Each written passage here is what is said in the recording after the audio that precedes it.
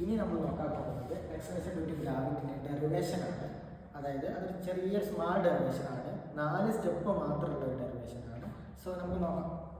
അതിന് വേണ്ടിയിട്ട് 2 കാര്യം കൺസിഡർ ചെയ്യുന്നുണ്ട്. ഒന്നാമത് പറയുന്നത് നമ്മളെ എർത്ത് എന്ന് പറയുന്നത് സ്പിയർ ആയിട്ടാണ് കൺസിഡർ ചെയ്യുന്നത്. നമുക്കറിയാം എക്സാക്റ്റ് സ്പിയർ അല്ല നമ്മുടെ എർത്ത്.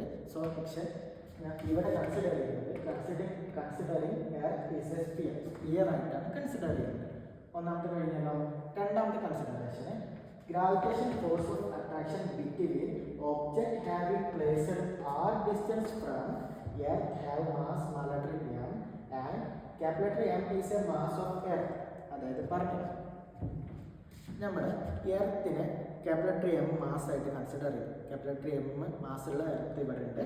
അതിന് മുകളിലായിട്ട് ഒരു സ്മാൾ ലെറ്റർ M മാസുള്ള ഒരു ഒബ്ജക്റ്റ് പ്ലേസ് ചെയ്തിട്ടുണ്ട് r ഡിസ്റ്റൻസിൽ. ഇതാണ് നമ്മൾ പറഞ്ഞത്.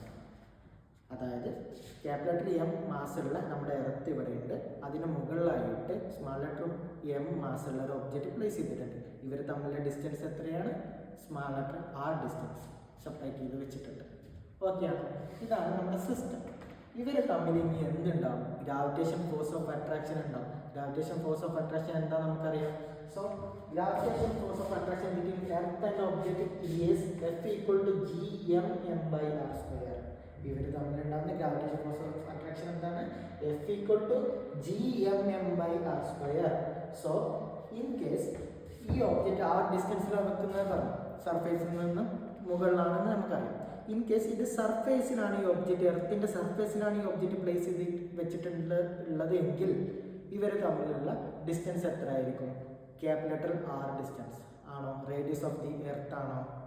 ഒന്നുകൂടി പറഞ്ഞാൽ ഇത് സർഫേസ്, ഈ ഒബ്ജക്റ്റ് നമ്മൾ മുകളിലായിരുന്നു, എർത്തിന് മുകളിലായിരുന്നു വെച്ചിരുന്നത്. അതുകൊണ്ടാണ് നമ്മൾ സ്മാൾ ലെറ്റർ R എന്ന് റെപ്രസെൻറ്റ് ചെയ്തത്. ഇൻ കേസ് ഈ ഒബ്ജക്റ്റിനെ എർത്തിൻ്റെ സർഫേസിലാണ് വെച്ചതെങ്കിൽ, കുറച്ച് താഴോട്ട് കൊടുത്ത സർഫേസിലാണ് വെച്ചത് എങ്കിൽ ഇവർ തമ്മിലുള്ള ഡിസ്റ്റൻസ് എത്രയാവും? സ്മാൾ ലെറ്റർ R മാറിയിട്ട് ക്യാപിറ്റൽ R ആവും. അതായത് റേഡിയസ് ഓഫ് ദി എർത്ത് ആണ്. അത് നമുക്കറിയാം. സോ ഈ ഇക്വേഷൻ നമുക്ക് എന്ത് ചെയ്താം? റീറൈറ്റ് ചെയ്തിട്ട് നമുക്ക് എന്ത് ചെയ്താം? ഒബ്ജക്റ്റ് അറ്റ് സർഫേസ് ആകുമ്പോൾ എന്താവും? R = R എന്നാവും. സോ ഇക്വേഷൻ എന്താവും? gmm/r². gmm/r². അതിന് ഇക്വേഷൻ നമ്പർ 1 എന്ന് വിളിക്കും. നമ്മൾ ഇട്ട് കൊടുക്കും. ദെൻ അടുത്തതായിട്ട് force acting on a object due to gravity. ഈ ഗ്രാവിറ്റി കാരണം ഈ ഒബ്ജക്റ്റിൽ ഉണ്ടാവുന്ന ഒരു ഫോഴ്സ് ഉണ്ടാവില്ലേ? നമ്മുടെ സാധാരണ ഫോഴ്സിന് ഇക്വേഷൻ എന്താണ്? F = ma. F = ma എന്ന ഫോഴ്സ് ഉണ്ടാവില്ലേ ഈ ഒബ്ജക്റ്റിന് ഗ്രാവിറ്റി കാരണം? ഉണ്ടാവില്ലേ? സോ ആ ഇക്വേഷൻ നമ്മൾ ഇവിടെ എടുത്തു. F = ma. ഇവിടെ എക്ക് F = mg എന്നാണ് യൂസ് ചെയ്തിരിക്കുന്നത്. എന്തുകൊണ്ട് എന്റെ പകരം g യൂസ് ചെയ്തത്? കാരണം ഗ്രാവിറ്റി കാരണം ഉണ്ടാകുന്ന ആക്സിലറേഷൻ ആണ്. അതിനെ നമ്മൾ എന്ത് റെപ്രസെന്റ് ചെയ്യുക? g എന്ന് പറഞ്ഞാലേ റെപ്രസെന്റ് ചെയ്യുക. സോ അതുകൊണ്ടാണ് F = ma പകരം F = mg എന്ന് ഇട്ട് കൊടുത്തത്. ഓക്കെ ആണോ? സോ ഇതിൽ നിന്ന് g = F/m എന്ന് എഴുതി കൂടെ. ജിന്റെ വാല്യൂ കാണാൻ വേണ്ടിയിട്ട് g = F/m എന്ന് എഴുതി കൂടെ. g = F/m എന്ന് എഴുതി കൂടെ. അതിന് ഇക്വേഷൻ നമ്പർ 2 എന്ന് ഇട്ടു. ഓക്കെ ആണോ?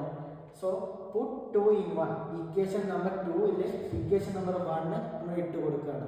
സോ g = F/m ആണ് നമുക്കറിയാം. g = F/m ആണെന്ന് അറിയാം. സോ എഫിന്റെ വാല്യൂ എന്താണെന്ന് ഇവിടെ നമുക്കറിയാം. gmm/r². gmm/r²/m. അപ്പോൾ m ക്യാൻസൽ ആയി പോകുമ്പോൾ g = gm/r². ഈ g കോൺസ്റ്റന്റ് ആണ്, m കോൺസ്റ്റന്റ് ആണ്, r കോൺസ്റ്റന്റ് ആണ്. അപ്പോൾ ഒരു കോൺസ്റ്റന്റ് വാല്യൂ ആണ്. സോ g പറയുന്നത് കോൺസ്റ്റന്റ് വാല്യൂ ആണ്. മുന്നേ നമ്മൾ പറഞ്ഞു g പറയുന്ന കോൺസ്റ്റന്റ് വാല്യൂ ആണ്. സോ ഇങ്ങനെയാണ് g ഒരു കോൺസ്റ്റന്റ് വാല്യൂ കിട്ടിയത്. ഇങ്ങനെയാണ് എർത്തിന് 9.8 പറഞ്ഞ വാല്യൂ കിട്ടിയത്. ഇങ്ങനെയാണ് 1.2 പറഞ്ഞ മൂണിന് കിട്ടിയത്. ഇങ്ങനെയാണ് 274 പറഞ്ഞ് സണ്ണിന് വാല്യൂ കിട്ടിയത്. സോ ഇത് കോൺസ്റ്റന്റ് ആണ്. It depend on the mass and radius of the planet, not depend on mass of the object. and mass ഒബ്ജക്റ്റിന്റെ മാസിനെ ഇത് ഡിപ്പെൻഡ് ചെയ്യുന്നില്ല. പ്ലാനറ്റിന്റെ മാസിനെയും റേഡിയസിനെയാണ് ഇത് ഡിപ്പെൻഡ് ചെയ്യുന്നത്. ഇത് വ്യത്യസ്തമായിരിക്കും. ഡിഫറെന്റ് പ്ലാനറ്റിന് ഡിഫറെന്റ് ഗ്രാവിറ്റി ആയിരിക്കും. ആക്സിലറേഷൻ ഡ്യൂ ടു ഗ്രാവിറ്റി ആയിരിക്കും. സോ ഇതാണ് ചെറിയൊരു ഡെറിവേഷൻ ആണ്. 1 2 3 4 വെറും 4 സ്റ്റെപ്പുള്ളൂ. സോ ഭയങ്കര ഈസിയാണ്, പെട്ടെന്ന് പഠിക്കാൻ പറ്റുന്നതാണ്. സോ ഐ തിങ്ക് എല്ലാവർക്കും ക്ലിയർ ആയി വിശ്വസിക്കുന്നു. Thank you.